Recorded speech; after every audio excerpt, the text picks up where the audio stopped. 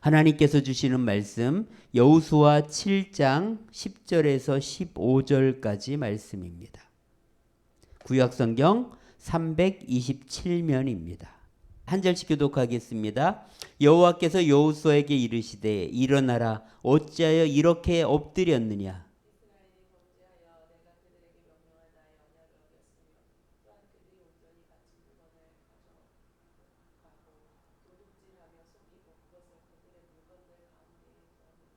그러므로 이스라엘 자손들이 그들의 원수 앞에 능히 맞서지 못하고 그 앞에서 돌아섰나니 이는 그들도 온전히 바친 것이 됨이라. 그 온전히 바친 물건을 너희 중에서 멸하지 아니하면 내가 다시는 너희와 함께 있지 아니하리라.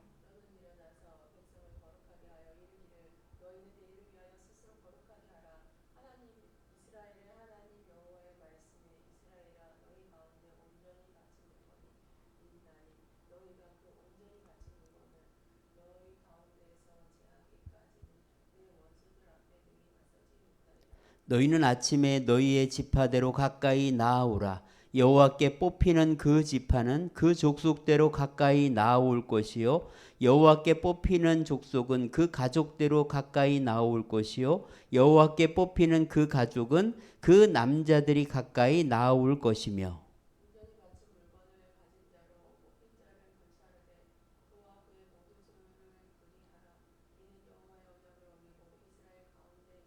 망령된 일을 행하였음이라 하셨다 하라. 아멘. 죄를 지은 사람들은 일반적으로 1도, 2부, 3백의 전략을 사용한다고 합니다. 1도는 일단 도망치는 것입니다. 36개 주랭랑이라고 할 수 있죠.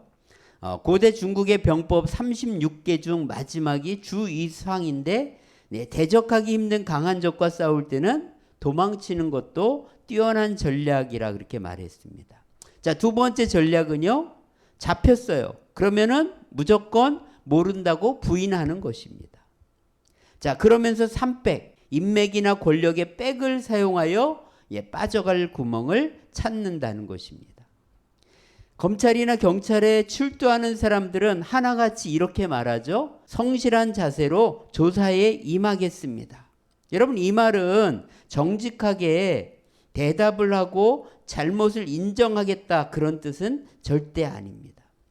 여러분, 만약 내가 이런 상황에 처했다면 나는 어떻게 행동할 것 같습니까? 끝까지 모른다, 나는 잘못한 것이 없다 이렇게 부인하는 2부의 방법을 취할 것입니까? 오늘 말씀을 통해서 하나님이 보실 때 가장 선한 것이 무엇인지 알게 되기를 축복합니다. 자, 지난주 말씀에서 이스라엘은 기상천외한 방법으로 여리고성을 돌았습니다. 매일 한 바퀴씩 돌고 마지막 날 7바퀴를 돌고 외치니 견고한 여리고성이 무너졌습니다. 이스라엘 백성들은 하나님의 능력을 맛보았고 엄청난 자신감을 얻었습니다. 그것이 두 번째 전쟁인 아이성 전투에서 그대로 나타납니다. 먼저 여호수아는 아이성으로 정탐꾼을 보냈더니 돌아와서 이렇게 보고합니다. 그들은 소수이기 때문에 2-3천 명 군사만 보내도 충분할 것 같습니다. 그래서 여호수아는 3천 명의 군사를 보냈는데 결국 도망치다가 36명이나 죽게 됩니다. 여호수아와 백성들은 너무나 큰 충격을 받았습니다. 당연히 승리할 것이라고 믿었기 때문이죠. 그런데 엄밀히 살펴보면 이스라엘이 교만했음을 볼 수 있습니다. 아이성의 인구가 8장 25절에 보면 12,000명인데 너무 적은 군사를 보냈고 또 철저히 준비하지도 않았습니다. 여리고성을 자신들의 능력으로 정복한 것처럼 그들은 교만해져 있었던 것입니다.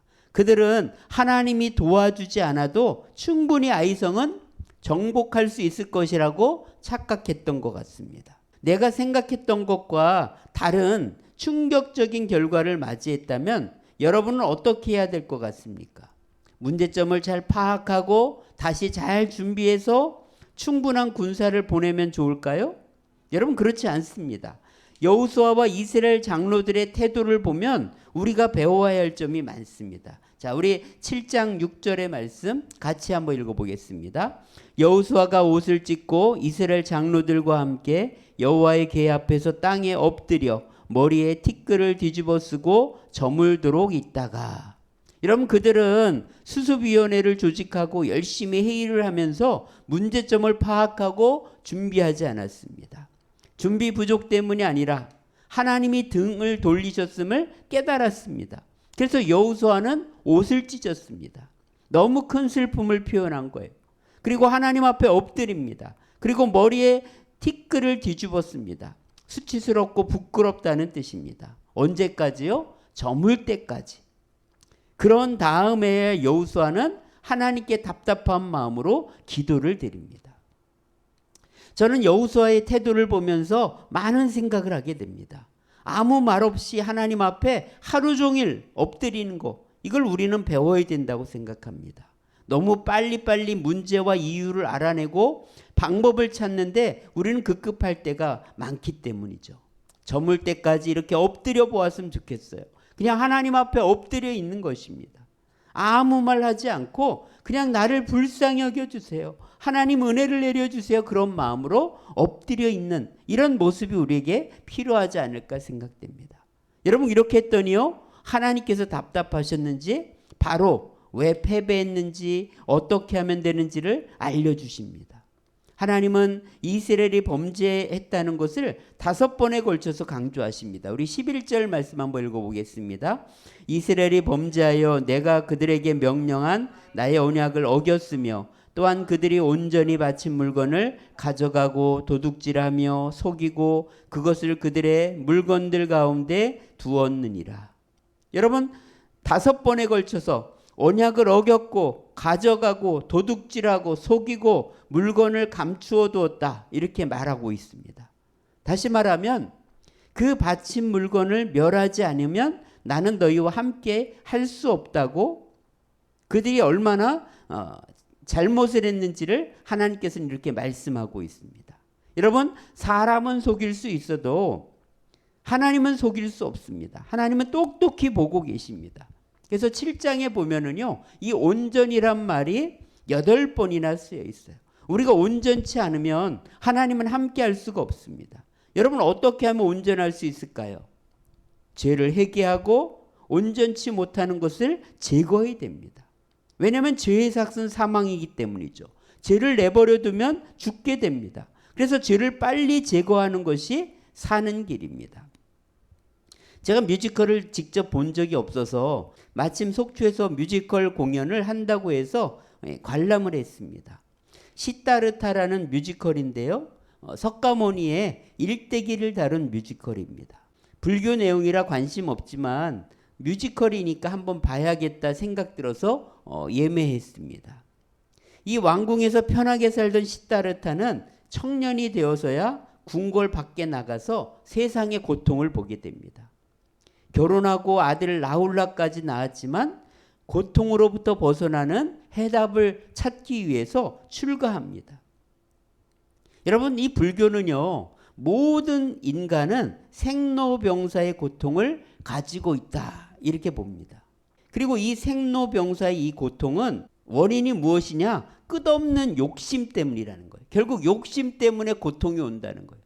그래서 이 고통을 어떻게 없앨 수 있냐? 그 방법이 바로 8정도입니다.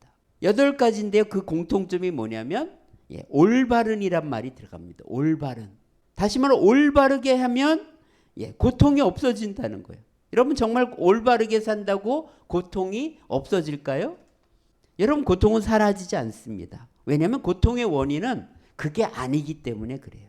고통의 원인은 욕심 때문이 아닙니다. 이 생로병사의 고통은 어디서 왔을까요? 성경은 분명히 뭐라고 말해요? 죄 때문에 시작되었다, 이렇게 말합니다. 하나님이 인간을 만들 때 생로병사의 고통을 주지 않았습니다. 그런데 아담과 하와가 선악과를 따먹고 하나님의 말씀에 거역할 때 그 죄로부터 이제 고통이 시작되었죠. 생로병사가 시작된 것이죠. 그 후 사람들이 죄를 짓지 않으면 좋겠는데 인간은 연약해서 그 죄를 이길 수가 없어요. 인간은 완전히 죄의 장아찌가 되고 말았습니다. 그래서 하나님은 우리에게 죄를 이길 수 있는 방법을 주셨어요. 그게 뭐예요? 회개하고 용서받으면서 날마다 하나님을 의지하면서 사는 것입니다. 그리고 하나님은 이 죄의 문제를 해결하기 위해서 심지어 당신의 아들까지 이 세상에 보내서 십자가에 죽게까지 하셨습니다. 여러분, 이 죄가 얼마나 심각하면 당신의 아들의 생명을 십자가에 죽게까지 했을까요? 여러분, 오늘 아이성이 전쟁에서 패배한 원인, 이스라엘이 아이성 전투에서 패배한 원인도 바로 죄 때문입니다. 하나님은 이 죄를 어떻게 드러내시냐면 제비 뽑기 방법으로 드러내셔요. 하나님이 철저히 개입하시는 것을 보여줍니다. 그런데 이 제비 뽑기 전날 하나님은 백성들에게 스스로 거룩하게 하라는 명령을 내립니다. 여러분, 백성들이 거룩하게 하는 것도 중요하지만 진짜 목적은 다른 데에 있습니다. 바로 여리고성의 물건에 손을 댄 그 범죄자에게 회개하고 용서 구할 기회를 주신 것입니다. 하지만 그 사람은 아무도 본 사람이 없기 때문에 자신을 찾지 못할 것이라 생각했을 것 같아요. 괜히 긁어서 붓으로 만들지 말고 그냥 가만히 있으면 될지도 모른다고 생각한 것 같습니다. 결국 다음날 아침에 이제 제비 뽑기로 그 사람을 찾아내죠. 먼저 지파별로 나오게 합니다. 12지파 중에서 유다 지파가 뽑힙니다. 그리고 세라 족속이 뽑히고요. 그 다음에 삽디 가족, 갈미 가족, 그리고 마지막으로 아간이 뽑힙니다. 여러분, 하나님이 한 번에 못 찾아서 이런 과정을 겪었을까요? 아닙니다. 점점 자기에게 좁혀오는데도 불구하고 아간은 회개의 기회를 잡지 않고 그냥 기다렸다는 점입니다. 그리고 심지어 자복하라고 하자 아간은 회개하지 않고 그냥 자기의 범죄를 진술할 뿐이었습니다. 아간은 바벨론산 최고의 외투, 그리고 은 2.28kg, 금 0.57kg을 텐트 땅속에 묻혔습니다. 요즘 돈으로 하면은 거의 한 1억 원에 가까운 엄청난 사실은 금액 가치입니다. 하나님은 기가 막히게 이 아간의 죄악을 드러내셨습니다. 여러분, 오늘 우리가 신앙생활하면서 잊지 말아야 될 사실이 있어요. 사람들, 세상은 속일 수 있어도 하나님은 속일 수가 없다는 것입니다. 지금 잠시 벌을 받지 않으려고 하나님을 속이려는 이 아간처럼 되지 말아야 된다는 거예요. 세상 사람들은 모두 1도, 2부, 3백의 방법을 사용해서 잘 빠져나갈 수 있다고 생각합니다. 그러나 하나님을 믿는 우리들은요, 1도, 2부, 3백은 사망의 길이고 아간의 길이라는 것을 잊지 말아야 한다는 것입니다. 아간과 그의 가족과 모든 것들이 이 죄악 때문에 심판받은 것은 아니에요. 하나님께서 회개할 기회를 여러 번 주셨는데도 그거를 계속 거부하고 무시했기 때문에 심판을 받은 것입니다. 여러분, 아간에게 속한 모든 것들이 철저하게 멸망받은 것은 바로 이 죄를 방치하는 것이 얼마나 무서운가를, 얼마나 하나님이 철저히 심판하는지를 우리에게 보여주고 있는 것입니다. 그저 아간과 그의 가족들만 죽은 것이 아니라 소, 나귀, 양, 장막, 심지어 그 모든 것을 다 한꺼번에 멸했다는 것을 기억해야 됩니다. 여러분, 바로 여리고성의 모든 것들이 진멸당한 것처럼 그렇게 똑같이 진멸당했다는 거예요. 반면에 이 여리고성에서도 진멸당하지 않은 유일한 것이 있었죠. 그게 뭐예요? 바로 하나님을 붙들은 라합의 집에 있는 모든 것들은 살아났습니다.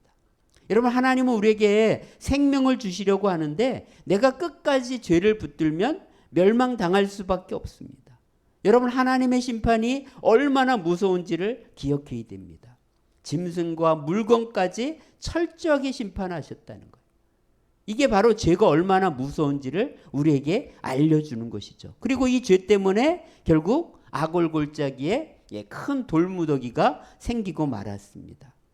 자, 호세아 2장 14절 15절 한번 같이 읽어보겠습니다. 그러므로 보라, 내가 그를 타일러 거친 들로 데리고 가서 말로 위로하고 거기서 비로소 그의 포도원을 그에게 주며 아골골짜기로 소망의 문을 삼아주리니. 이 호세아서에서도 아골골짜기를 말씀합니다. 여러분, 이 호세아 이야기가 어떤 이야기예요? 바람난 아내 고멜을 다시 데려와서 용서해주고 회복시켜주는 이야기죠. 과거에 잘못을 했지만 아골골짜기를 보면서 회개한다면 바로 소망의 문으로 만들어주겠다는 것입니다. 바로 이 아골골짜기에서 죄의 대가가 지불된 것, 그리고 이 아골골짜기에서 이제 하나님의 맹렬한 진노가 그쳤죠. 여러분, 이 아골골짜기가 바로 무엇일까요? 바로 이 아골골짜기, 맹렬한 진노가 그치는 그곳이 어디예요? 바로 십자가, 그 골고다 언덕이라는 것입니다. 그래서 여러분, 오늘 십자가를 바라볼 때, 그리고 나를 용서하신 그 하나님의 은혜를 바라보며 나아갈 때, 바로 오늘 우리에게 소망의 문이 열린다는 것입니다. 자, 이 아간의 가족이 멸망당하는 걸 보면서 이런 의문을 품는 분들이 있을 거예요. 아니, 신명기 24장 16절에 보면 아버지의 죄 때문에 자식이, 또 자식의 죄 때문에 아버지가 벌을 받거나 죽임을 당하지 않는 게 하나님의 뜻인데 왜 아간의 가족을 다 죽이냐? 여러분, 성경에는 기록되어 있지 않지만 아간의 가족들이 죄를 알고 동조하고 방관했기 때문이라 생각됩니다. 성경을 자세히 읽어보면요, 아들들과 딸들은 죽었는데 아간의 아내는 빠져 있습니다. 왜 그럴까요? 이 아간의 아내는 범죄를 알고 아간을 책망하고 아간에게 회개를 촉구했을 것 같아요. 아간의 아내는 빠졌다고 볼 수가 있어요. 이거는요, 민수기 16장에 보면 고라가 모세를 반역하는 이야기가 나오는데, 그래 결국은 땅이 갈라지면서 이 고라에 속한 모든 사람과 재물들이 다 심판을 받죠. 그런데 민수기 26장 11절에 보면은요, 그의 아들들은 죽지 않았다고 말합니다. 왜 그럴까요? 아들들은 아버지의 그 반역에 동조하지 않았기 때문인 것이죠. 여러분, 우리나라에서 연제자가 없어진 것이 1980년대 이후입니다. 그런데 성경은 이미 3400년 전부터 이런 연제제를 폐지했다는 거예요. 바로 내 죄 때문에 내가 죽는 것이라는 거죠. 그래서 죄를 우리가 철저히 회개하는 것이 중요합니다. 그럼에도 불구하고 사탄은 자꾸 우리에게 에덴 동산처럼 죄를 감추고 다른 사람 탓으로 돌리게 하려고 합니다. 결국 그러면은요, 아간처럼, 또 사도행전 5장에 나오는 아나니와 삽비라처럼 하나님을 속이다가 멸망당하게 되는 것입니다. 하나님은 이 아간과 아나니아 삽비라를 왜 이렇게 엄하게 심판하셨을까요? 그 두 가지 공통점이 있는데 바로 공동체 촉이라는 거예요. 작은 죄라도 방치하면 그 공동체가 금방 무너지기 때문에 하나님은 특별히 엄격하게 벌하는 것을 볼 수가 있습니다. 여러분, 중요한 것은요, 내 죄를 인정하는 것입니다.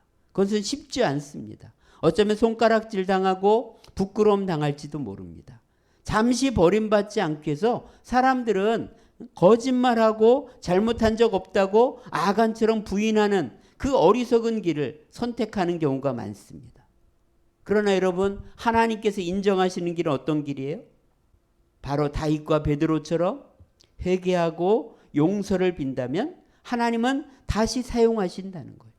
과거의 죄와 실수가 있음에도 그를 하나님의 마음에 합당한 종이다, 너는 의인이다, 이렇게 인정하신다는 것입니다.